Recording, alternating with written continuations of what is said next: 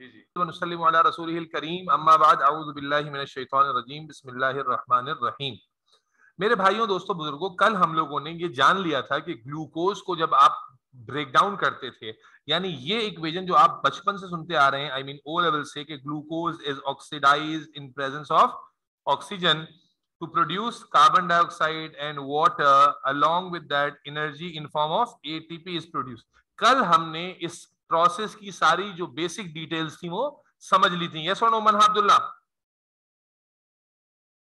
जी sir. ठीक है, we have already learned that this process takes place in 4 stages, which were glycolysis, link reaction, and then Krebs cycle. These were 3 major processes, and the 4th process याद है हमने बताया था, that was a money exchange, जहां पर हमने reduce NAD और reduce FAD को कैश में कन्वर्ट किया था, and that was ETC, electron transport chain या oxidative phosphorylation. And I have explained you the role of oxygen. What was the role of oxygen? Electron acceptor है, electron proton acceptor है। Very good. मुझे एक ही बच्ची की आवाज आ रही है, बाकियों की भी आनी चाहिए। What was the role of oxygen, Zoya?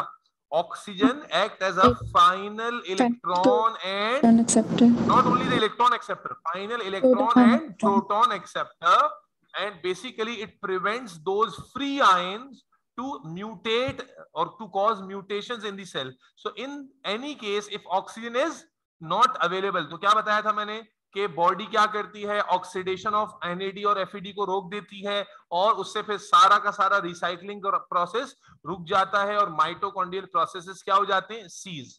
तो मेरे बच्चों, जो कल मौजूद थे या नहीं, आप जिस लाइन से आज आप कंटिन्यू करेंगे वो क्या है, in absence of oxygen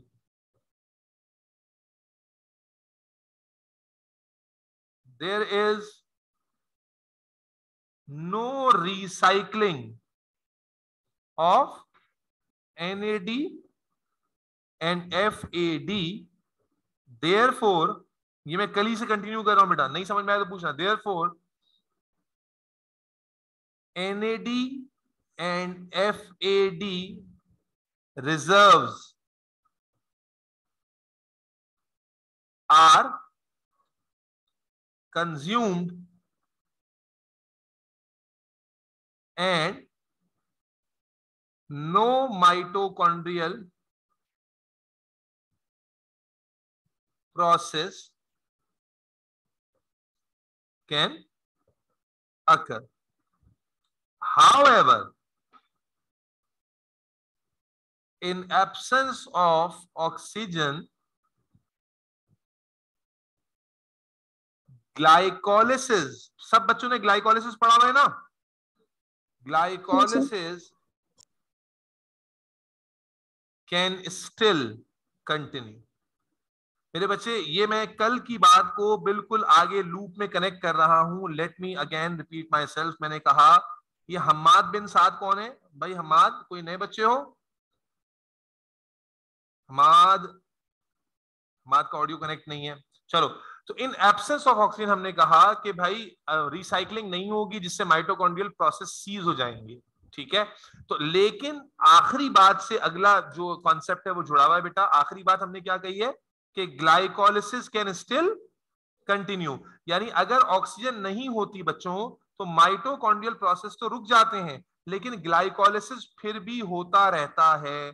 oxygen ना होने के बावजूद भी ग्लाइकोलिसिस होता रहता है, जिसे हम कहते हैं एनएरोबिक रेस्पिरेशन। क्या कहते हैं? जब ऑक्सीजन नहीं होती, मुझे जवाब चाहिए ऑनलाइन वालों, जब ऑक्सीजन नहीं होती तो इस रेस्पिरेशन को क्या कहते हैं?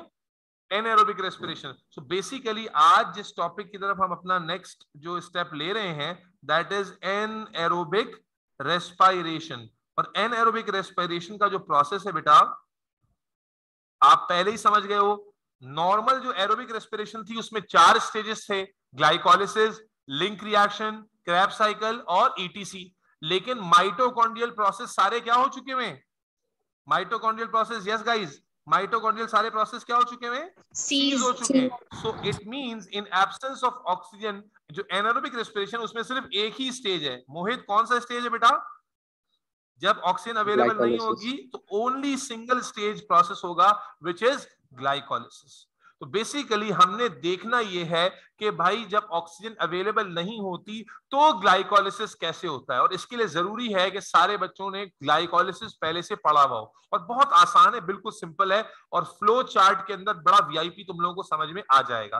पहले मैं रिकॉल करता हूं नॉर्मल ग्लाइकोलिसिस कैसे होती थी। पहले तो याद करो ग्लाइकोलिसिस होती कहां थी, सेल के साइटोसोल में, साइटोप्लाज्म में। ठीक है, ग्लाइकोलिसिस का जो लोकेशन था वो कहां था, सेल के साइटोप्लाज्म में। तो अगर मैं छोटी सी फ्लो चार्ट वाली डायग्राम दोबारा से रिकॉल करूं तो मान लो ये सेल है, इमेजिन कि दिस इज अ सेल। तो आप जानते हैं कि सेल के अंदर ये माइटोकॉन्ड्रिया है लेट्स से। तो ग्लाइकोलिसिस माइटोकॉन्ड्रिया में बच्चों नहीं हो रही थी, बल्कि ग्लाइकोलिसिस का जो प्रोसेस था जिसमें 1 2 3 4 5 6 कार्बन का जो कंपाउंड है, that 6 carbon compound was breaking down into 2 3 carbon containing compound pyruvate. ठीक है, यहां पर क्या था बेटा, ग्लूकोज था, और यहां क्या था, 2 मॉलिक्यूल्स बनते थे। अच्छा मोहित, तुमने लेक्चर में सुना तो आसान लगा? जी सर, आसान था। तो ग्लूकोज कन्वर्ट होता था पायरुवेट में, 2 molecules of 3 carbon containing compound pyruvate में। और अगर तुम लोगों को याद हो तो इस प्रोसेस के दौरान, याद है बेटे, नेट गेन अगर मैं बताऊं तो तुम्हें याद आ जाएगा कि यहां पर 2 एडीपी 2 एटीपी में कन्वर्ट होते थे, नेट गेन।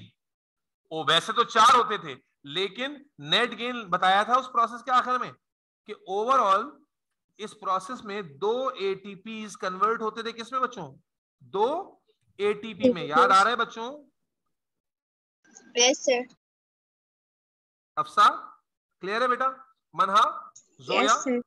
और क्या होता था, और तुम्हें अगर याद दिलाऊं तो क्या होता था, 2 एनएडी किसमें कन्वर्ट होते थे, 2 रिड्यूस एनएडी में।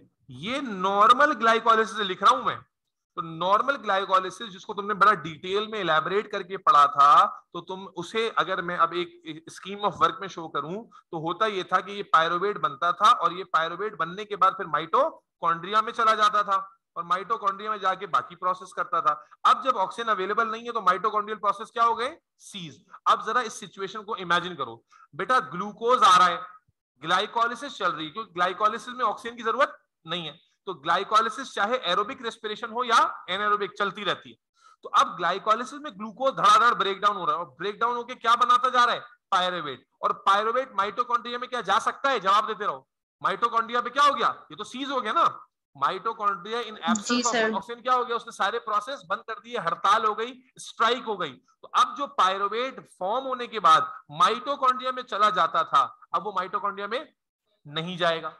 माइटोकॉन्ड्रिया में क्यों नहीं जा रहा, रीजन के साथ समझो कि भाई पहले पायरुवेट माइटोकॉन्ड्रिया में जाता था अपनी ख्वाहिश को पूरा करने के लिए, क्रैब साइकिल में जाने के लिए, लेकिन अब माइटोकॉन्ड्रिया पे हो गया शटर डाउन। जब शटर डाउन हो चुका है तो पायरुवेट जो है वो साइटोप्लाज्म में ही स्टे करता है, और एज अ रिजल्ट साइटोप्लाज्म में पायरुवेट की जो कॉन्सेंट्रेशन है, pyruvic acid, pyruvate ionize form है, पायरुविक एसिड अनआयोनाइज फॉर्म है। तो पायरुवेट या पायरुविक एसिड की जो कॉन्सेंट्रेशन है वो क्या होना शुरू हो जाएगी, बढ़ना शुरू हो जाएगी। Do you all agree? Yes sir. जब ये तो नॉर्मल प्रोसेस था, बट हम क्या पढ़ने जा रहे हैं, अगर ऑक्सीजन यहां पर अवेलेबल नहीं है, ऑक्सीजन अवेलेबल नहीं है, तो जो पायरुवेट की कॉन्सेंट्रेशन है मोहित नासिर, ये यहां पर बिल्डअप होने लगेगी, हाँ या ना? यस।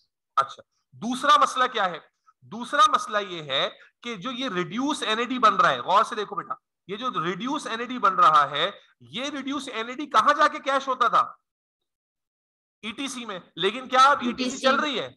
ईटीसी तो अब चल ही नहीं रही। जब ईटीसी नहीं चल रही तो फिर इस रिड्यूस एनएडी को कहां भेजें, ये कहां जाएगा? तो मेरे बच्चे, ये सारे प्रॉब्लम्स का सॉल्यूशन जो है हम देखने जा रहे हैं एनएरोबिक रेस्पिरेशन इन ह्यूमंस। ठीक है, ये नॉर्मल ग्लाइकोलिसिस का पैटर्न था। अब हम आपको दिखाने जा रहे हैं कि एनएरोबिक रेस्पिरेशन इन ह्यूमंस कैसे होती है। बहुत आसान है, और इसमें हेडिंग में पूरी कर देता हूं, एनएरोबिक रेस्पिरेशन का प्रॉब्लम समझ में आ गया कि ऑक्सीजन नहीं है, ऑक्सीजन नहीं है तो माइटोकॉन्ड्रियल प्रोसेस सीज हो गया। क्यों सीज हो गया? क्योंकि इलेक्ट्रॉन और प्रोटॉन जो थे वो आयोनाइज कर सकते थे, म्यूटेशंस ला सकते थे, और इसलिए उनके प्रोडक्शन को रोकने के लिए एनएडी और एफएडी की रिसाइकलिंग को रोक दिया है। ठीक हो गया? सो एनारोबिक रेस्पिरेशन आप पढ़ने जा रहे हो बेटा, इन ह्यूमंस और बैक्टीरिया। जो एनारोबिक रेस्पिरेशन का प्रोसेस ह्यूमन में होता है बिल्कुल वैसा ही बैक्टीरिया में भी होता है, बिल्कुल वैसा ही बैक्टीरिया में भी होता है। तो इसलिए एग्जाम में बार दफा बैक्टीरिया की हेडिंग से आ जाता है और हमारे बच्चे ओ लेवल में पढ़ चुके होते हैं, लेकिन बस टेंशन में आके बोलते हैं सर ने तो ह्यूमन वाला पढ़ाया था, ये बैक्टीरिया वाला आ गया, अब तो हमसे नहीं होगा। तो मेरे बच्चे बैक्टीरिया वाला भी आ सकता है और ह्यूमन वाला, एक ही बात। अब जरा समझिएगा, माइटोकॉन्ड्रियल प्रोसेस सीज हो गए, ग्लाइकोलिसिस चल रही है, कैसे होगी देखिए, बड़ा आसान है, बहुत सिंपल तरीके समझाऊंगा इंशाल्लाह। बेटा क्या हो रहा था ग्लाइकोलिसिस में, जरा जल्दी से देखिए। तो ग्लाइकोलिसिस में हो ये रहा था कि 1 2 3 4 5 और ये 6 कार्बन थे, और ये 6 कार्बन का कंपाउंड, अल्लाह आपके भला करे, कन्वर्ट हो रहा था into 3 carbon compound which was pyruvate, 1 2 3, और ऐसे 2 बन रहे थे, ठीक है जी। और इसका नाम हमने लिखा था पायरुवेट। और हमने समझ लिया कि एनारोबिक रेस्पिरेशन में पायरुवेट की कॉन्सेंट्रेशन क्या कर रही है, बिल्डअप कर रही है। और क्या बताया मैंने कि इस प्रोसेस में नेट गेन कितना हो रहा था, 2 एडीपीज किसमें कन्वर्ट हो रहे थे बच्चों। यही प्रोसेस एग्जाम में ऐसे ही लिखना है, बस इसी को वर्ड्स में लिख देना है। और साथ साथ क्या हो रहा था कि 2 एनएडी क्या कर रहे थे, कन्वर्ट हो रहे थे 2 रिड्यूस एनएडी में। अब मेरे बच्चों गौर से देखो, बड़ा आसान प्रोसेस है। होता क्या है, एक तरफ पायरुवेट बिल्डअप कर रहा है और दूसरी तरफ क्या हो रहा है, रिड्यूस एनएडी भी बिल्डअप कर रहा है, जिसको हम इस्तेमाल नहीं कर पा रहे। रिड्यूस एनएडी को भी ईटीसी में नहीं भेज सकते क्योंकि ईटीसी तो हो ही नहीं रहा। Are you getting me Mohit, Manha? जी सर। Yes yes. ठीक है, रिड्यूस एनएडी को वहां भेज नहीं सकते, ठीक है ना मनहा, सारा, और कौन है क्लास में, हमारा, जी जी। ठीक है। तो अब करें क्या, तो अब हमने क्या किया, एक ऐसा सॉल्यूशन निकाला बॉडी ने कि जिससे दोनों का काम हो जाए, रिड्यूस एनएडी भी ठिकाने लग जाए और पायरुवेट का भी काम हो जाए। याद रखना, पायरुवेट की कंसंट्रेशन भी बिल्डअप कर रही है और रिड्यूस एनएडी से एनएडी भी वापस नहीं बन पा रहा। तो क्या किया गया, रिड्यूस एनएडी क्या है, वो एनएडी जिसके पास क्या मौजूद है, हाइड्रोजन। वो एनएडी जिसके पास क्या मौजूद है, हाइड्रोजन मौजूद है। तो हम बेटा क्या करते हैं, तवज्जो से देखिएगा, तवज्जो हटानी नहीं है बेटा। हम क्या करते हैं, बहुत सिंपल है,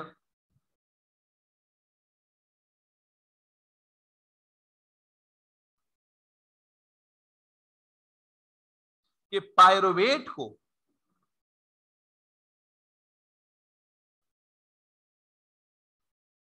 जो कि 3 कार्बन का कंपाउंड है, हम पायरुवेट के साथ क्या करते हैं कि पायरुवेट को हम यहां से रिड्यूस एनएडी वाला जो हाइड्रोजन है ना, ये इसमें ऐड कर देते हैं। क्या हुआ, पायरुवेट की रिडक्शन।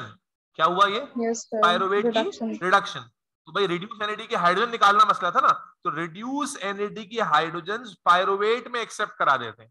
अच्छा, ये पहले तो नहीं हो रहा था, अब क्यों हो गया, क्योंकि बेटा जब पायरुवेट की असल में कॉन्सेंट्रेशन बढ़ती है ना, तो इस पायरुवेट की कॉन्सेंट्रेशन बढ़ने के रिजल्ट में सेल में एक एंजाइम एक्टिवेट हो जाता है जिसे हम कहते हैं लैक्टेट डीहाइड्रोजिनेज। क्या कहते हैं, लैक्टेट डीहाइड्रोजिनेज या लैक्टेज डीहाइड्रोजिनेज भी कह सकते हो। बात देखिए, दोबारा सुनना, पायरुवेट नॉर्मली बनने के बाद कहां चला जाता था, माइटोकॉन्ड्रिया में। माइटोकॉन्ड्रियल प्रोसेस सीज हो चुके हैं, पायरुवेट बिल्डअप कर रहा है। ये पायरुवेट का बिल्डअप होना ट्रिगर करता है इस एंजाइम को। जब पायरुवेट साइटोप्लाज्म में एक्यूमुलेट होता है ना, तो ये पायरुवेट इस एंजाइम का क्या बन जाता है, सबस्ट्रेट।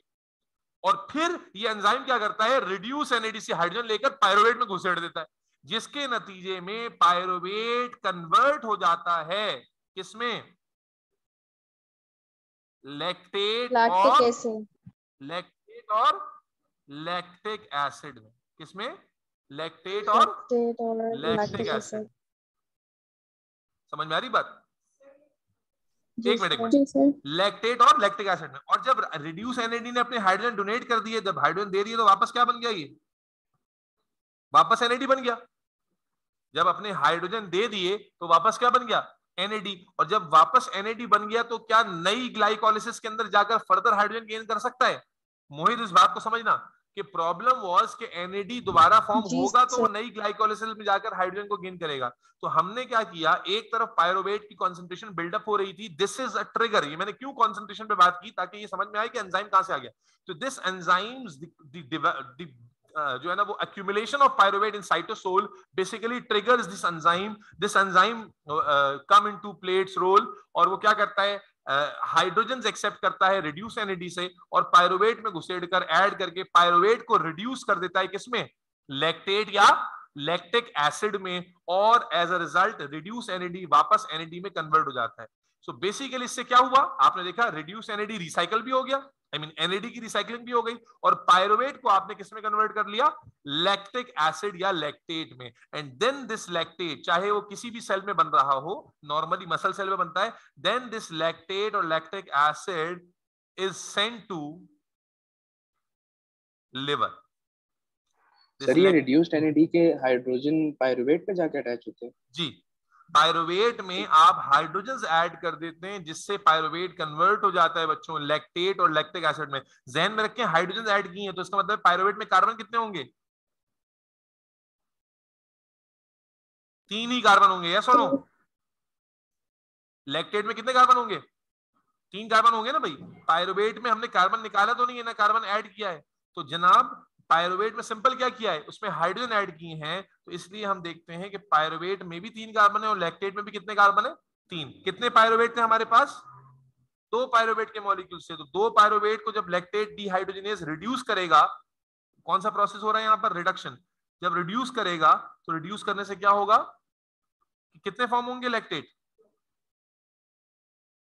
क्या ये बात सबको क्लियर है। अम्मारा, जोया, मोहित, सारा, yes Hafsa, sir. Ji Manha, ji.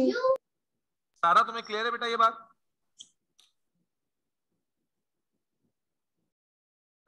Let me repeat my self, मैं आपको बता रहा हूं एनएरोबिक रेस्पिरेशन इन ह्यूमंस और बैक्टीरिया दोनों में सेम तरीके से होती है। क्या हुआ, माइटोकॉन्ड्रियल प्रोसेस बंद हो गया जिससे ग्लाइकोलाइसिस का रिजल्ट जो प्रोडक्ट है वो पायरुवेट बिल्डअप होने लगा।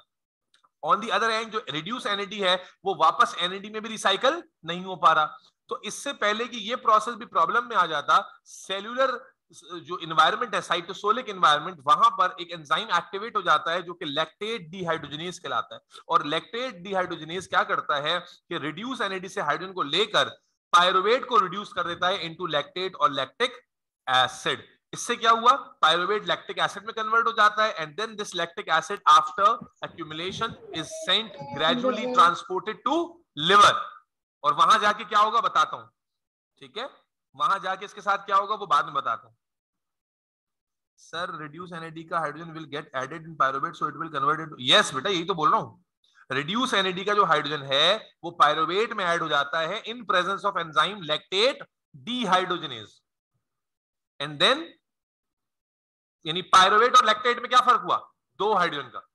पायरुवेट और लैक्टेट में फर्क क्या होता है, 2 हाइड्रोजन का, बस 2 याद ना रखें, बस हाइड्रोजन का फर्क होता है, कार्बन दोनों में बराबर है। तो इस तरह क्या हुआ, रिड्यूस NAD भी रिसाइकल हो गया इनटू NAD, और पायरुवेट का जो कन्वर्जन था वो भी किसमें हो गया, लैक्टिक एसिड में। एक और बात यहां याद रखनी है, वो ये है बेटा कि ये जो लैक्टेट डिहाइड्रोजनेज है, नाम पे गौर करो, लैक्टेट डिहाइड्रोजनेज, लैक्टिक एसिड से हाइड्रोजन निकालने वाला। यहां तो हम डाल रहे हैं कि निकाल रहे हैं, हाँ भाई जवाब देना ऑनलाइन वालों। यहां पर हम लैक्टिक निकाल एसिड, रहे हैं। यहां तो हम पायरुवेट में हाइड्रोजन डाल रहे हैं, है ना। पायरुवेट में हाइड्रोजन हमने क्या किया बच्चे, पायरुवेट में हाइड्रोजन ऐड हुआ है, यस और नो। Yes sir. ठीक है, तो एंजाइम का जो नाम है वो है लैक्टेट डिहाइड्रोजनेज, जिससे एक और बात पता चली कि ये एंजाइम लैक्टेट से इस हाइड्रोजन को वापस भी निकाल सकता है। ये एंजाइम लैक्टेट, जैसे तुमने एएस में पढ़ा था, याद करो, कार्बोनिक एनहाइड्रेस पढ़ा था, एएस बायोलॉजी पढ़कर आए हो, फेल तो नहीं किया। जी सर। कार्बोनिक एनहाइड्रेस क्या करता था, कार्बन डाइऑक्साइड और वाटर को कार्बोनिक एसिड में भी यही कन्वर्ट करता है, और फिर कार्बोनिक एसिड को वापस कार्बन डाइऑक्साइड और वाटर में भी कन्वर्ट कर सकता है, 2 वे होता है। याद करो, कार्बोनिक एनहाइड्रेस एएस में तुम एग्जांपल पढ़ चुके हो, जब ट्रांसपोर्ट ऑफ कार्बन डाइऑक्साइड हो रही होती है तो कार्बोनिक एनहाइड्रेस एक ऐसा एंजाइम था जो 2 वे प्रोसेस में हफ्सा इन्वॉल्व होता था। मनहा याद आ रहा है, सारा, मनहा, जोया, कि जो कार्बन डाइऑक्साइड यानी डबल रिवर्सिबल प्रोसेस में इन्वॉल्व होता था कार्बन डाइऑक्साइड और वाटर को। Mohit, are you with me? Carbonic acid में कन्वर्ट करता था। मोहित हो तुम क्लास में? जी जी सर। बेटा थोड़ा सा एनर्जी लेकर आओ। तो कार्बोनिक एनहाइड्रेज में भी कन्वर्ट करता था, रिवर्स भी करता था। बिल्कुल इसी तरह यहाँ जो बच्चे लैक्टेट हाइड्रोजनेज है ना, ये भी एक टू वे एंजाइम है। और याद रखना बड़ा आसान है, नाम खुद इसकी गवाही दे रहा है कि भाई जरूरत पड़ने पर अगर लैक्टेट ज्यादा हो जाए तो ये वापस लैक्टेट को भी पायरुवेट में कन्वर्ट कर सकता है। ये यहां पर नहीं होगा, लेकिन जब जरूरत पड़े किसी कंडीशन में तो ऐसा हो सकता है। ये इसलिए बता रहा हूं कि एग्जामिनर तुमसे डिफरेंसेस पूछेगा। अभी जो आगे पढ़ाऊंगा ना एनारोबिक रेस्पिरेशन प्लांट्स में, उसमें और इसमें फर्क पूछेगा। तो उस फर्क में तुम्हारे पास ये पॉइंट होना चाहिए कि जो एनिमल्स के अंदर हो रही है, जो ह्यूमंस के अंदर हो रही है एनारोबिक रेस्पिरेशन, इसमें पायरुवेट का लैक्टेट में और लैक्टेट का जो पायरुवेट में कन्वर्जन है ये रिवर्सिबल है। क्या है? रिवर्सिबल है in presence of enzyme lactate dehydrogenase. Let me conclude my discussion of this thing. हमने कहा एनएरोबिक रेस्पिरेशन इन ह्यूमंस पढ़ रहे हो। एनारोबिक रेस्पिरेशन में ऑक्सीजन एब्सेंट हो गई, ऑक्सीजन एब्सेंट हो गई तो माइटोकॉन्ड्रियल प्रोसेस सीज हो गया, रह गया ग्लाइकोलिसिस। ग्लाइकोलिसिस बिल्कुल नॉर्मल तरीके से हुआ, लेकिन पायरुवेट को बनकर कहां जाना था? जवाब देते जाओ, कंप्लीट करो मेरी सेंटेंसेस। कहां जाना था? माइटोकॉन्ड्रिया में। वहां माइटोकॉन्ड्रिया में नहीं जा सका, पायरुवेट की कंसंट्रेशन बिल्डअप होने लगी। दूसरी तरफ एनएडी का रिजर्व भी खत्म होने लगा क्योंकि वो रिसाइकल नहीं हो रहा। तो अब इन दोनों का सोल्यूशन क्या है? पायरुवेट की कंसंट्रेशन का जो इंक्रीज है ये ट्रिगर करता है एंजाइम लैक्टेट डीहाइड्रोजनेज को, जो पायरुवेट को पकड़ता है और उसमें रिड्यूस एनएडी से हाइड्रोजन लेकर इसमें ऐड कर देता है, जिसकी वजह से पायरुवेट कन्वर्ट हो जाता है लैक्टेट और या लैक्टिक एसिड में। बाय दिस मींस हमने पायरुवेट की कंसंट्रेशन को भी कम कर दिया और एनएडी, रिड्यूस एनएडी को वापस किसमें कन्वर्ट कर दिया? एनएडी में। And this NAD is going to go again into the glycolysis and the cycle continues. NAD बार बार जाएगा, बार बार ग्लाइकोलिसिस होगी, बार बार 2 ATP बनते रहेंगे। कितने ATP बनते रहेंगे? 2 ATP। तो जरा डिफरेंस देखना कि नॉर्मल जो एरोबिक रेस्पिरेशन होती थी उसमें एक मॉलिक्यूल ऑफ ग्लूकोज से कितने ATP बनते थे? 32 ATPs। यस और नो? 32 ATPs। और अब जो एनारोबिक रेस्पिरेशन हो रही है उसमें अगर आप देखें एनारोबिक रेस्पिरेशन जो विदाउट ऑक्सीजन हो रही है बच्चे, जो विदाउट ऑक्सीजन हो रही है, इसमें कितने एटीपी बन रहे हैं? Only 2 ATPs. भाई सिर्फ यही वाले एटीपी बन रहे हैं ना बच्चों?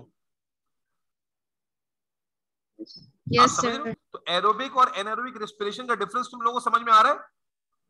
Yes sir. ये सैफुल्ला कौन है भाई? सैफुल्ला अरबाब कौन है? हेलो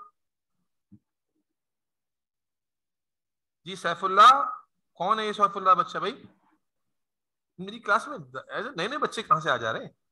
सैफुल्ला, अब सैफुल्ला गायब हो गया। मुझे लग रहा है ये सना कौन है भाई?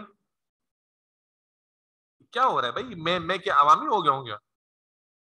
ये सारा, ये मुझे लग रहा है सारा का सर्कल है ये सारा वाले स्टाइल में आ रहे हैं सारा? सारा भी गायब हो गई, कुछ बोल ही नहीं रही है। चलो back to the discussion. No way भाई, सब तुम्हारे वाले स्टाइल में आ रहे हैं ना आजकल। एक minute, let me just complete my discussion. तो बेटा हमने क्या देखा कि एनारोबिक रेस्पिरेशन जब हुई तो हमने देखा ये, अब ये अली हसनैन कौन है भाई? अली हुसैन। मुझे लग रहा है कुछ जो है ना गड़बड़ हो रही है, ये कोई जो है ना हमारी आईडी को जो है ना पब्लिक कर रहा है। चलो, तो बेटा ग्लाइकोलिसिस नॉर्मल तरीके से हो रही है। क्या हुआ? पायरुवेट जो बिल्डअप हुआ in presence of enzyme lactate dehydrogenase, that pyruvate has been converted to another product called lactate by taking hydrogens from reduce NAD. तो इससे फायदा क्या हुआ कि रिड्यूस एनएडी से वापस एनएडी रिसाइकल हो गया। Is that clear? Mohit Nasir, तुम्हें बात समझ में आ गई बेटा? जी जी सर। उसके बाद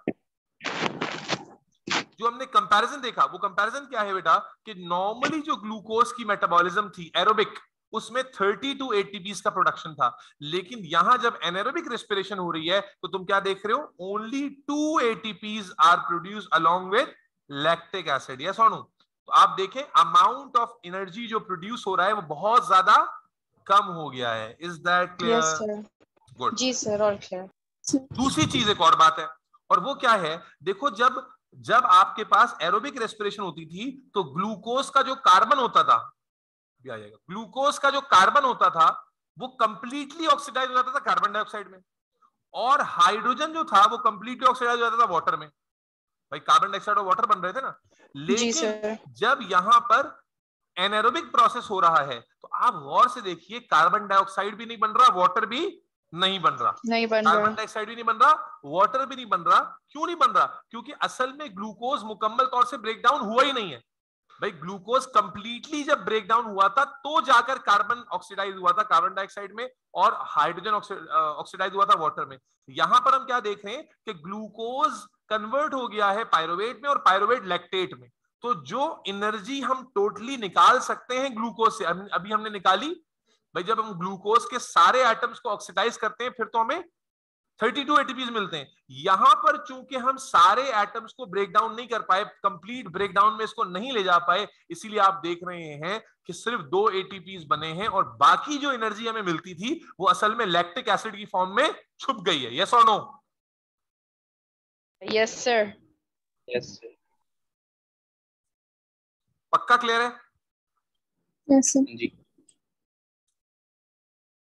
ओहो, तो मेरे बच्चों, मेरे नौनिहालों, मेरे नन्हे काकों, अगर एग्जामिनर तुमसे पूछे एरोबिक और एनारोबिक का डिफरेंस तो क्या क्या पॉइंट बताओगे? एरोबिक और एनारोबिक का डिफरेंस बताओ। Less ATPs produced in anaerobic. Number 1 32। अब लेस से नहीं काम चलेगा बेटा, आप A2 में पढ़ लिया, अब सिर्फ काउंट बताओगे ना मेरी ग्लाइकोलिसिस जान। होता है, नंबर 2 1, एटीपीज उसमें होते हैं, 32 उसमें होते हैं एरोबिक्स में। चलो मैं ऐसा करता हूँ, कॉलम बना देता हूँ, फिर तुम लोग मुझे कीवर्ड्स बताओ, मैं वो लिखूंगा। ठीक है, देखता हूँ कि तुम लोगों ने कितनी बात समझी है। एक तरफ एटीपी एरोबिक के काउंट पॉइंट्स लिख लेता हूँ और एक तरफ एनारोबिक के पॉइंट्स लिख लेता हूँ। जी अब बताइए, पहला एटीपी काउंट 2 एटीपी और 32 एटीपी। यहाँ पर 32 एटीपीज बन रहे हैं, वेरी गुड। और यहाँ सिर्फ 2 एटीपी। और ग्लाइकोलिसिस लैक्टिक एसिड। एक एक करके बताओ जी, क्या बोलिए भैया? इसमें कार्बन डाइऑक्साइड एंड वाटर। इसमें कार्बन डाइऑक्साइड और वाटर भी प्रोड्यूस हो रहा है, अच्छा ठीक है। और इसमें लैक्टिक एसिड। नहीं प्रोड्यूस हो रहा, अच्छा चलो। ठीक है। और इसमें लैक्टिक एसिड नहीं प्रोड्यूस हो रहा, इसमें लैक्टिक एसिड। क्या कहूंगा, क्या मैं कह सकता हूँ glucose is completely broken down, yes. जबकि यहां क्या लिखूंगा? Glucose is partially broken down. Is that clear? यहां क्या लिखूंगा? Krebs cycle, ETC and link reaction takes place। और यहां क्या लिखेंगे? No Krebs cycle। ये सब 4-4 5-5 नंबर के सवाल आते। वो बता रहे हैं कौन कौन से सवाल आएंगे। ये कौन है भाई? ये कौन है भाई? कौन बता रहा है? सर आप बता रहे हैं। ये कौन है? आईफोन कौन है भाई ये मेरी क्लास में? लो। अच्छा भाई, अब जो जवाब नहीं दे रहा उसको सर रिमूव आप कर। वो परमिशन ऑन कर देना कि जो भी बच्चा आता है आपकी परमिशन के बगैर नहीं ज्वाइन कर सकते। चलो मैं इसको बाहर निकाल देता हूँ, इसको निकाल दिया। और कौन है भाई अननोन? सना, ये कौन है भाई? सना कौन है, जल्दी से बता दो। तुम में से कोई है सना? तुम में से नहीं है, इसको भी निकाल देते हैं। चलो बाहर निकाल दिया। ओके, क्या चल रहा है ये तुम में से किसी ने मेरी आईडी पब्लिक की है ना, यकीनन शरारत करने का किसी का दिल चाह रहा होगा। मैंने नहीं की सर। है ना? ये मुझे शक जा रहा है हफ्सा इरफान पे, ये चुलबुली लड़की है। या तो अम्मारा ने बदला लिया होगा कि अम्मारा को मैंने बड़ी डांट लगाई हुई है पहले, तो अम्मारा कह रही है आपकी पब्लिक थी ओ लेवल वाली, वो सेम ही तो आईडी है। ओ लेवल भाई कौन है? ये जवाब दे रहा है? वो तो हफ्सा। अब मुझे लग रहा है चेंज करनी पड़ेगी। नहीं, मुझे बता रहे थे सर अवैस के कोई ऑप्शन होता है जूम में कि आप जो रजिस्टर्ड स्टूडेंट्स हैं स्पेसिफिक ईमेल से बस वही ज्वाइन कर सकते हैं, ऐसा कुछ तो करना साहब पड़ेगा। उनको आने दें, ट्रायल क्लासेस देने दें, फिर प्रोसीजर बता दें उनको। अरे तो आके क्लास में पार्टिसिपेट तो करें ना, आके खाली मुंह बंद करके बैठे रहेंगे क्लास में डिस्टर्बेंस करेंगे तो फायदा क्या है? सिर्फ स्टूडेंट काउंट थोड़ी बढ़ाना है। एक मिनट रुक जाओ भाई। अस्सलाम वालेकुम सर। वालेकुम सलाम सर जी, कैसे हैं? खैरियत से हैं?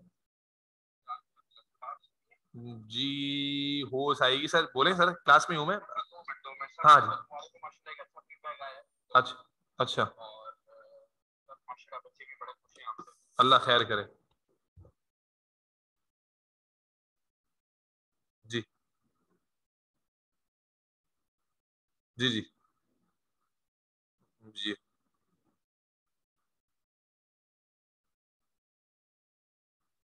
इंशाल्लाह। इंशाल्लाह। ठीक है,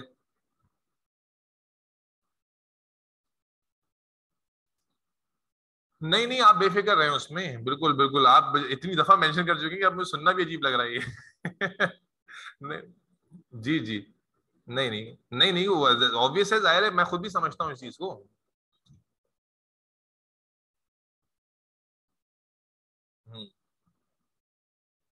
बिल्कुल ऐसे नहीं, असल में नून पे मैंने पढ़ा कर ना ये महसूस किया कि जो बेचारे ऐसे इलाकों के बच्चे हैं ना जिनके पास रिसोर्सेज ही नहीं है, अच्छे टीचर्स नहीं है, उनके लिए ब्लेसिंग है ये। और ये तो हमारे कराची वाले नाशुक्रे हैं ना, ये तो असल में इनके आगे लेट जाओ ना तब भी इनको ये होता है कि गर्दन भी कटवा लो, ये कहेंगे सर ये अच्छे फिनिशिंग से नहीं कटी, थोड़ी अच्छे से कटवा सकते थे आप। जी जी ऐसे ही। जी जी बिल्कुल ऐसे ही है, बिल्कुल बिल्कुल ऐसे ही। जज़ाकल्लाह। ठीक है सर, ठीक है, सही है सही है सर। जी जी, ठीक है, ठीक है सर। क्लास में बचे हैं, बिल्कुल बिल्कुल ऐसी है, बिल्कुल।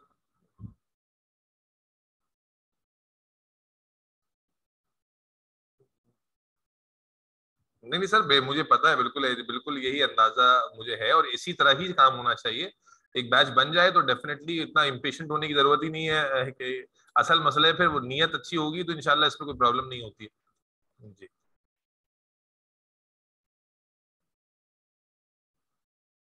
जी जी, नहीं नहीं नहीं बिल्कुल नहीं नहीं, मेरी रात से कॉन्फ्लिक्ट अब तक मैंने 10 साल में किसी के साथ किया नहीं है।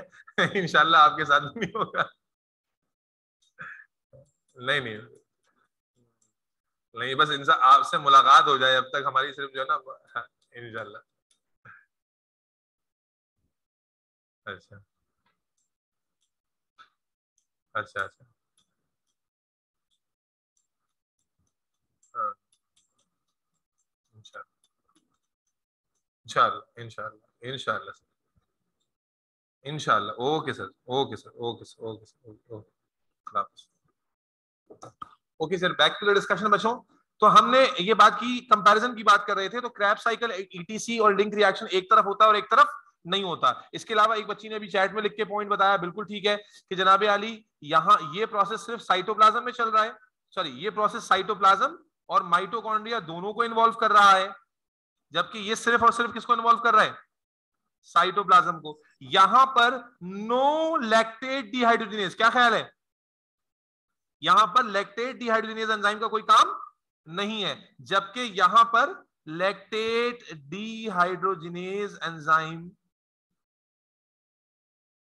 इज फंक्शनल, है ना भाई, हाँ या ना बोलो भाई, क्या ये कंपैरिजन समझ में आता है बच्चों? अब देखो ये बुक में नहीं हो, ना बुक में मौजूद है ना तुम्हें नोट्स में मिलता है, ये तुमने जब अंडरस्टैंड कर लिया, अब एग्जामिनर तुम्हारे कॉन्सेप्ट में फिर अंदर एक जो है ना वो तीर मारता है कि भाई तुम निकाल के दिखाओ कि 4 पॉइंट्स या 5 पॉइंट्स क्या होंगे, लेकिन जब तुमने फ्रेश फ्रेश पढ़ा होता है आसानी से निकाल लेते हो। मोहित क्लियर है? कोई और बात आ रही है किसी के जहन में तो बताइए। Sir aerobic in presence of oxygen होगा और एनारोबिक नहीं होगा। हाँ जी, वो तो बेसिक डेफिनेशन है, yes you can say that, ठीक है, बिल्कुल ऐसी है। क्लियर है बच्चों? सर ये जो आपने सर लिंक शेयर किया हुआ ऑक्सीजन, है, जी जी बोलो बोलो। ये क्लासेस का लिंक जो शेयर किया हुआ है सर, ये बहुत टाइम टेकिंग है।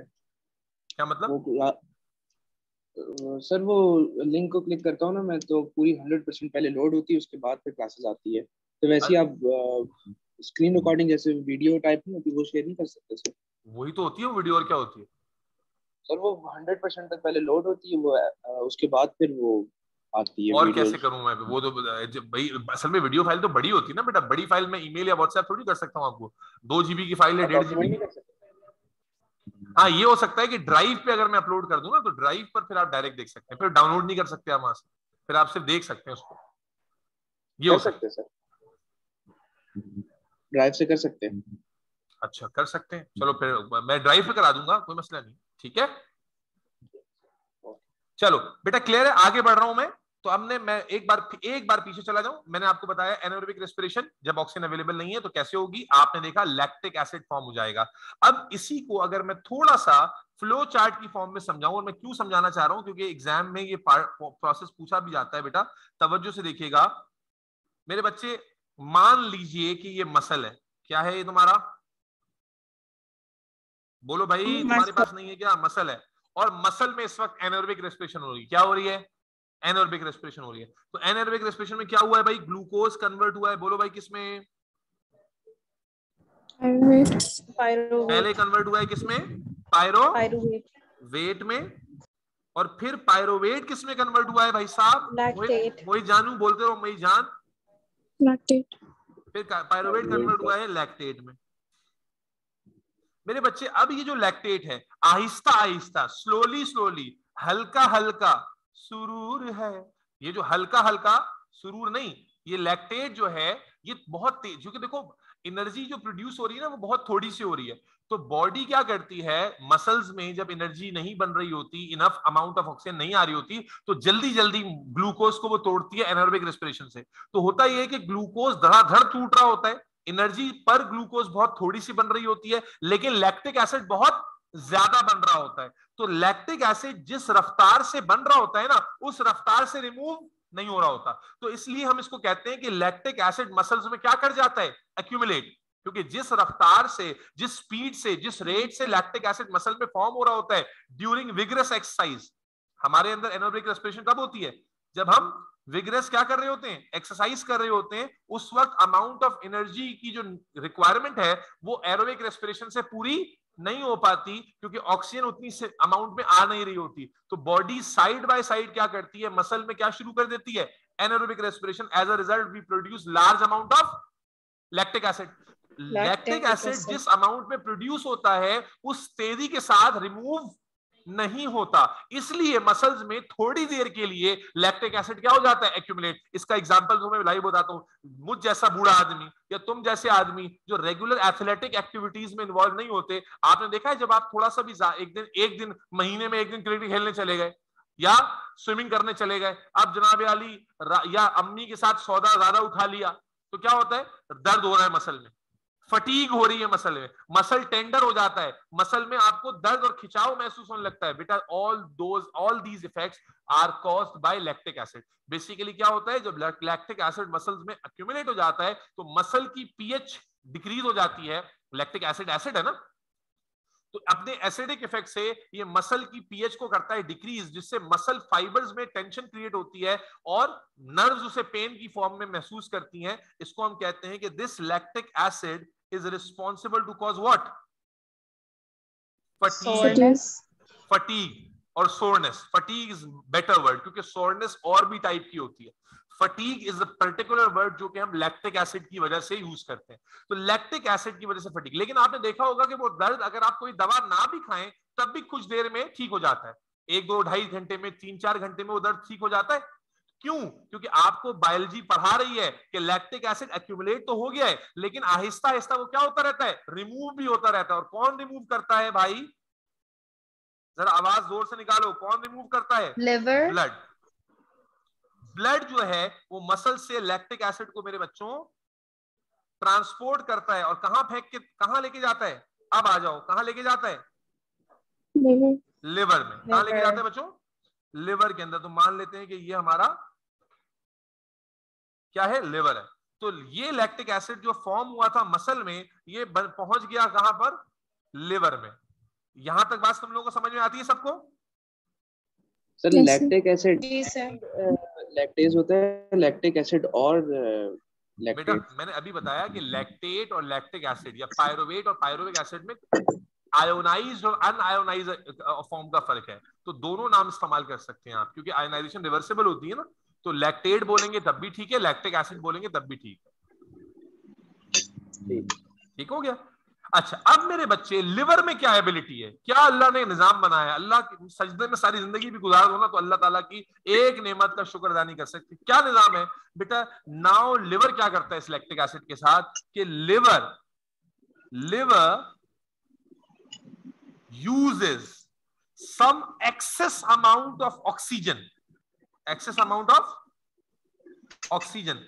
क्या होता है, देखो होता क्या है कि आप जो है वो आप फटीग हो गए, उसके बाद आप फिर विगरस एक्टिविटी से बाहर आ गए, विगरस एक्टिविटी से बाहर आने के बाद आपको फटीग महसूस हुई, आहिस्ता आहिस्ता वो फटीग कम हो रही है। कैसे कम हो रही है कि जब आप अपनी विगरस एक्सरसाइज से बाहर आके नॉर्मल ब्रीदिंग पर आ जाते हो, नॉर्मल ब्रीदिंग पर, तो बेसिकली जो अमाउंट ऑफ ऑक्सीजन तुम उस वक्त ले रहे होते हो, उस अमाउंट ऑफ ऑक्सीजन को बॉडी दो हिस्सों में डिवाइड करती है, एक तो एरोबिक रेस्पिरेशन में इस्तेमाल होती है और दूसरी अमाउंट लिवर में भेजी जाती है, and that amount of oxygen is used by the liver to convert lactic acid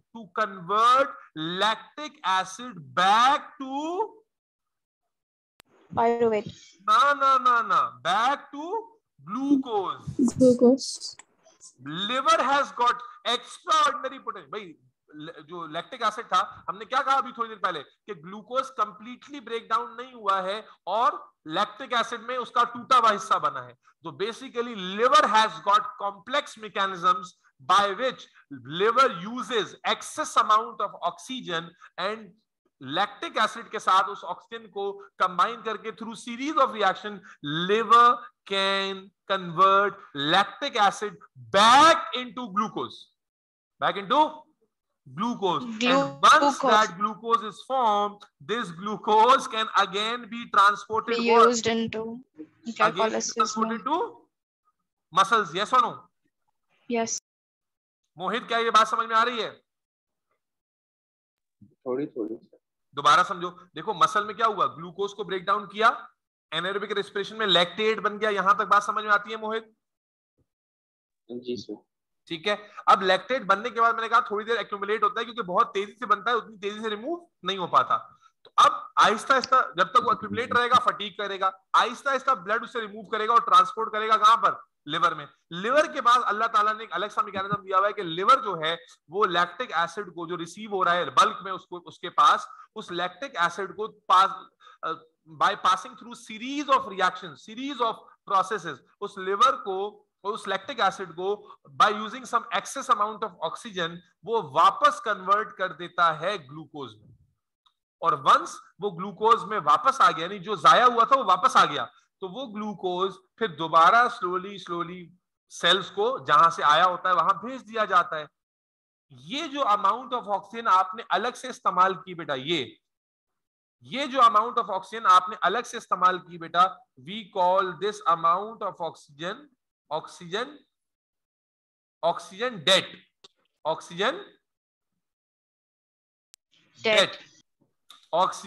date.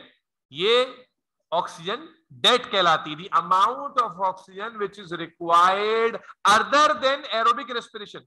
Aerobic respiration में इस्तेमाल नहीं हो रही है, ये अमाउंट ऑफ ऑक्सीजन रिक्वायर हो रही है। क्यों चाहिए बॉडी को? To convert lactic acid back into glucose. This amount of oxygen is called oxygen debt. और क्या तुम्हें ये सारा साइकिल नजर आ रही है? क्या तुम्हें अब ये पूरा प्रोसेस एक साइक्लिक प्रोसेस नजर आ रहा है? सारा मोहित, मना, हफ्सा, जोया? Yes sir. जी सर, आ रहा है बेटा। This cycle is called as Cori cycle. Okay sir. Mohit, what is Cori cycle? बेटा एनारोबिक रेस्पिरेशन में लैक्टिक एसिड का बनना, फिर उसे लिवर में फेंकना, लिवर में वापस उससे ग्लूकोज का बन जाना, और फिर ग्लूकोज को वापस ट्रांसफर करना। ये साइक्लिक प्रोसेस को एक्सप्लेन किया था सबसे पहले एक बायोलॉजिस्ट कोरी ने, और इसलिए इस साइकिल को कोरी साइकिल कहा जाता है। तो what is Cori cycle? Cori cycle is a cyclic process that occurs as a result of anaerobic respiration. Is that clear? Yes sir.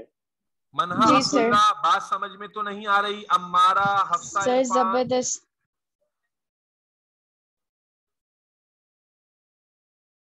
बहुत अच्छा सवाल है। अबीहा ने पूछा है कि ऐसा क्यों होता है कि बाज लोगों को फटीग देर से खत्म होती है और बाज लोगों को फटीग जल्दी खत्म हो जाती है। भाई जिसका लिवर तगड़ा होगा ना, उसको फटीग जल्दी खत्म हो जाएगी।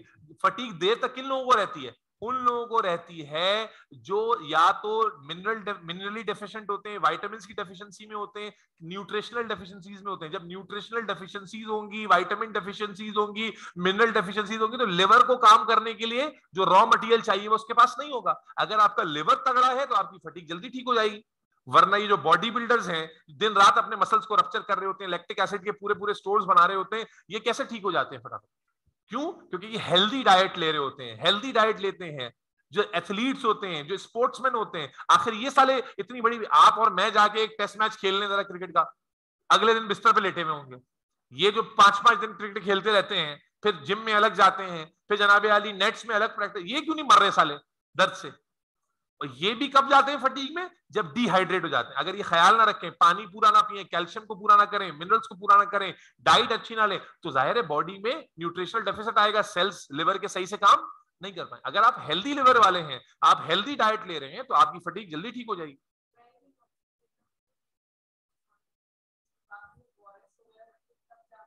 यस, अबीहा के बारे में बता चुका हूं। शी इज माशाल्लाह an international golf player. National तो है ना, तुम्हारी बहन इंटरनेशनल है, अभी नेशनल है, ओके, नेशनल लेवल पे गोल्फ प्लेयर हैं ये और इनकी सिस्टर, और पाकिस्तान का नाम रोशन कर रही है। और हमारी खुशकिस्मती है कि ये हमारी स्टूडेंट हैं। पता नहीं बाद में जाके ये टाइगर वुड्स के मकाम पे पहुंच जाएंगी तो हमें याद रखेंगी नहीं रखेंगी। तो ये पूछ रही है कि हमारे साथ भी ऐसा होता है, कभी फटीग देर से खत्म होती है, कभी जल्दी खत्म हो जाती है। एंड देन जब मैंने उनको भी कॉन्सेप्ट समझाया तो ये कह रही हैं कि हाँ आप सही कह रहे हैं सर, क्योंकि जब हम जो ORS वगैरह का इस्तेमाल प्रॉपर्ली करते हैं तो फटीग जल्दी ठीक हो जाती है। होता ये है कि जब आप खेल रहे होते हैं, एक्सरसाइज कर रहे होते हैं, तो मिनरल लॉस होता है, डिहाइड्रेशन होती है, तो उसका भी रोल है डिहाइड्रेशन, क्योंकि लिवर उसी वक्त सही से काम करेगा जब वो हाइड्रेटेड होगा, जब उसमें मिनरल्स पूरे होंगे, विटामिन पूरे होंगे। तो अगर वो मिनरल और विटामिन में डेफिशिएंट है, वाटर लेवल उसका कम है, तो लिवर के सेल्स प्रॉपर काम नहीं करेंगे, तो यही साइकिल लंबी हो जाएगी। जब लंबी हो जाएगी तो फटीग ज्यादा देर तक रहेगी। Am I clear to all of you guys? Yes sir. Yes sir. Mohit कोई सवाल है तो बेटा पूछ ले मेरा बच्चा। No sir. मेरे बच्चे, मैंने क्या पढ़ाया तुम लोगों को आज? जल्दी से पीछे चलते हैं। मैंने तुम लोगों को बताया एनारोबिक रेस्पिरेशन कब होगी, जब ऑक्सीजन अवेलेबल नहीं होगा। पहले नॉर्मली क्या हो रहा था वो बता दिया, फिर अब ग्लाइकोलाइसिस कैसे होगी ये बता दिया, और रिवर्सिबल है इरिवर्सिबल है, कौन सा एंजाइम इन्वॉल्व होगा, क्यों होता है वो एंजाइम, कैसे एक्टिवेट हो जाता है, ये सारी बात बताई। और उसके बाद जाकर आपको मैंने बताया कि जो लैक्टेट हमारे अंदर बन भी जाता है तो वो वापस लिवर उसे ग्लूकोज में कन्वर्ट करने की एबिलिटी रखता है। That is such a blessing, ठीक है, यानी जाया नहीं हो रहा। दूसरी चीज ये है कि एरोबिक और एनारोबिक रेस्पिरेशन को भी हमने आपस में कंपेयर किया ताकि हमें बेसिक बातें समझ में आ जाएं। कोई सवाल है यहां तक? एनीबॉडी? No sir. मेरे बच्चे अब हेडिंग बना लीजिए, एनएरोबिक रेस्पिरेशन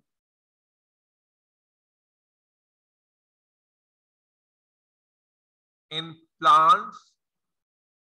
मोहित याद हो गया या अलग से बैठ के रट्टा लगाना पड़ेगा? सर मैं साथ साथ लिख रहा हूँ, वो याद ही है एक तरीके से। एनएरोबिक रेस्पिरेशन इन प्लांट्स और यीस्ट। देखो एनिमल्स में जो प्रोसेस होता है वही प्रोसेस किसमें होता है? बैक्टीरिया में।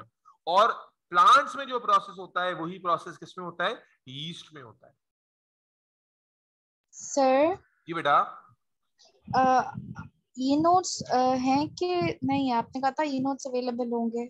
जी मैं इस पे भी क्लियर कर दूं, बिल्कुल ई नोट्स भी अवेलेबल हैं। असल में मैंने उनको कहा नहीं था किन बच्चों को ई नोट्स भेजने हैं। वी प्रेफर के बच्चे हार्ड कॉपीज जो है वो ले लें, क्योंकि पास पेपर्स भी हार्ड कॉपीज में होते हैं, नोट्स भी हार्ड कॉपीज में होते हैं। लेकिन कोई बच्चा अगर पाकिस्तान से बाहर रहता होता है, मैंने उस दिन बताया था कि वहां तक TCS के पैसे इतने ज्यादा लग जाते हैं जितने नोट्स के पैसे भी नहीं है। तो आप जो है वो फिर कहते हैं कि भाई आप ई नोट्स ही ले लें। जो बच्चे पाकिस्तान के अंदर रहते होते हैं तो वी प्रेफर कि वो हार्ड कॉपीज में नोट्स और हार्ड कॉपीज में जो है वो पास पेपर्स मंगा लें। द रीजन इज कि जब आपको काम मिलेगा, चले नोट्स तो ई नोट्स में आपने देख लिए, प्रिंट आउट आपने करा लिए, लेकिन जब आप काम करेंगे तो स्क्रीन पे तो नहीं नोट्स पास पेपर कैसे स्क्रीन पे सॉल्व करोगे? Obviously not. आपको उसके लिए हार्ड कॉपी चाहिए होगा, and that hard copy print will cost you much more than the amount we provide या वी गिव यू। तो इसलिए ये है। बाकी इंडिविजुअली मुझे आप बता दीजिएगा कि कौन से बच्चे ऐसे हैं जो खुद प्रिंट आउट कराने की जमानत देते हैं, तो कोई मसला नहीं है, वरना मैं उनको फिर बोल दूंगा वो आपको ई नोट भेज दें। सर मेरा सारा काम टैबलेट पे होता है तो इसलिए पास पेपर है मेरे पास। पास पेपर है आपके पास? और स्टाइलिश उसके ऊपर होता है तो मैं नोट्स बना लेती हूँ। हो कौन तुम? Anonymous sir. मनहा। अच्छा जी सर। ठीक है बेटा। अब एरोबिक रेस्पिरेशन प्लांट्स देखने, टाइम ऊपर हो रहा है, लेकिन मैं ये कंप्लीट इसलिए करा दूं क्योंकि कंपैरिजन में आसानी से हो जाएगा। देखो प्लांट में क्या होता है, तवज्जो से देखो, 1 2 3 4 5 6 क्या हो रही थी, ग्लाइकोलिसिस हो रही थी बच्चों। क्या हो रहा था ग्लाइकोलिसिस में, जल्दी से बताओ शाबाश। सर ग्लूकोज पायरुवेट में कन्वर्ट हो रहा था। पायरुवेट में कन्वर्ट हो रहा था, और क्या हो रहा था इस प्रोसेस में, शाबाश जल्दी से बताओ। तो एटीपी का नेट गेन था और दो जोया आज तुम्हारी आवाज नहीं आ रही बेटा बिल्कुल भी। जोया जी, सारा, हफ्सा, आवाज आनी चाहिए बेटा, ठीक है। अब मेरे बच्चे, अब मैं कह रहा हूं आवाज आनी चाहिए मेरे बच्चा, आज तुम्हारी आवाज नहीं आ रही। अब मेरे बच्चे तवज्जो से गौर से, बहुत तवज्जो सुनो। प्लांट के अंदर भी जब ऑक्सीजन नहीं होगी तो उसके माइटोकॉन्ड्रियल प्रोसेस क्या हो जाएंगे, सीज। लेकिन उसके अंदर जो एनारोबिक रेस्पिरेशन है वो थोड़ी सी डिफरेंट है। और क्या डिफरेंस है ये आपको देखना है भी बेटा। उसके अंदर डिफरेंस ये है कि पायरुवेट जब फॉर्म होता है तो सबसे पहला डिफरेंस जो तुम्हें यहां नजर आता है वो ये आता है कि pyruvate is D carboxylated. Pyruvate is, क्या मतलब हुआ पायरुवेट डी कार्बोक्सिलेटेड, कि इसमें से कार्बन डाइऑक्साइड को निकाल दिया जाता है। एक कार्बन को एज कार्बन डाइऑक्साइड क्या कर दिया जाता है, निकाल दिया जाता है। इसकी वजह से पायरुवेट 3 कार्बन से कितने में कन्वर्ट हो जाते हैं, 2 कार्बन में। इस 2 कार्बन के प्रोडक्ट को आप कहते हैं इथेनल। क्या कहते हैं, ऑर्गेनिक में पढ़ा है, एस ऑर्गेनिक में एल्डिहाइड है, ethanal. And then this ethanal accepts hydrogen from reduce NAD। Ethanol aldehyde है और एल्डिहाइड को रिड्यूस करते हो तो क्या बनता था, एल्डिहाइड को रिड्यूस करते थे क्या बनता था, शाबाश, प्राइमरी अल्कोहल। तो ये इथेनॉल से क्या बन जाता है, इथेनॉल। पढ़ा है, प्लांट में यीस्ट में इथेनॉल बनता है जो बेकिंग में इस्तेमाल भी होता है। So basically what happens is that, यहां आप देखें कि वहां प्रोसेस होता था सिंगल स्टेप में, यहां पर आ गए 2 स्टेप। पहले स्टेप में रिडक्शन नहीं हुई है, पहले स्टेप में क्या हुई है बच्चों, डी कार्बोक्सिलेशन, और दूसरे स्टेप में क्या हुई है, रिडक्शन। और यहां पर जो एंजाइम बच्चों इन्वॉल्व होता है, ये दोनों स्टेप में कॉमन एंजाइम है, ये खुद ब खुद नहीं हो रहा, एंजाइम की मौजूदगी में हो रहा है। And the enzyme which is involve here is ethanol dehydrogenase. वहां पर क्या था, लैक्टेट डिहाइड्रोजिनेज था, और यहां क्या है, इथेनॉल डिहाइड्रोजिनेज है। इथेनॉल नहीं, इथेनॉल डिहाइड्रोजिनेज। तो आप जल्दी जल्दी समझो बेटा, बिल्कुल बेसिक वही है। डिफरेंस समझ में आ रहा है, एनिमल और प्लांट का डिफरेंस समझ में आया तुम लोगों को। एनिमल वाले में क्या था, अभी देख लो ऊपर जाके कि फ्लो चार्ट बिल्कुल सिंपल था, पायरुवेट बनता है डायरेक्ट लैक्टेट में कन्वर्ट हो जाता है। यहां पर क्या हुआ, पहले वो डीकार्बोक्सिलेट हुआ और फिर रिड्यूस हुआ। तो अगर मैं तुमसे कहूं कि एनिमल, प्लांट और ह्यूमन में डिफरेंस करो एनारोबिक रेस्पिरेशन में, क्या क्या डिफरेंस होंगे? सर एथेनॉल प्रोडक्ट बनता है, इथेनॉल प्रोडक्ट बनता है, वहां लैक्टेट प्रोडक्ट बनता है। यहाँ पर, वहां सिंगल स्टेप है, यहाँ डबल स्टेप है। वहां लैक्टेट डिहाइड्रोजिनेज है, यहाँ इथेनॉल डिहाइड्रोजिनेज है। वहां पर सिर्फ रिडक्शन है, यहाँ पर डीकार्बोक्सिलेशन और फिर रिडक्शन है। वहां कार्बन डाइऑक्साइड फॉर्म नहीं हो रहा, यहाँ कार्बन डाइऑक्साइड फॉर्म हो रहा है। वो रिवर्सिबल स्टेप है, ये irreversible step. Sir number of carbons का भी डिफरेंस है जी, एंजाइम का भी डिफरेंस है, फाइनल प्रोडक्ट भी। क्या ये सारी बातें नोट की तुम लोगों ने? दोबारा बता दूं, वो सिंगल स्टेप था, ये डबल स्टेप है। वहां लैक्टेट था, यहाँ इथेनॉल है। वहां एक प्रोडक्ट था, यहाँ पर 3 प्रोडक्ट हैं। 3 प्रोडक्ट कैसे हो गए, कार्बन डाइऑक्साइड हो गया, सॉरी 2 प्रोडक्ट, एक इंटरमीडिएट, एक कार्बन डाइऑक्साइड हो गया, एक इथेनॉल हो गया, 2 प्रोडक्ट है। और इथेनॉल क्या है, इंटरमीडिएट है। वहां कोई इंटरमीडिएट नहीं था, वहां लैक्टेट डिहाइड्रोजिनेज था, यहाँ इथेनॉल डिहाइड्रोजिनेज है। वहां पर डीकार्बोक्सिलेशन नहीं थी, यहाँ पर है। वहां कार्बन डाइऑक्साइड नहीं थी, यहाँ है। वो रिवर्सिबल स्टेप था, ये इरिवर्सिबल स्टेप।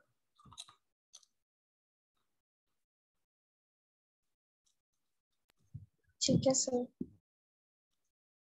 मोहित कुछ समझ में आया? सारा ऊपर से तो नहीं गया, जोया, मनहा, हफ्सा, अम्मारा सर समझ आ गया। सर समझ आ गया।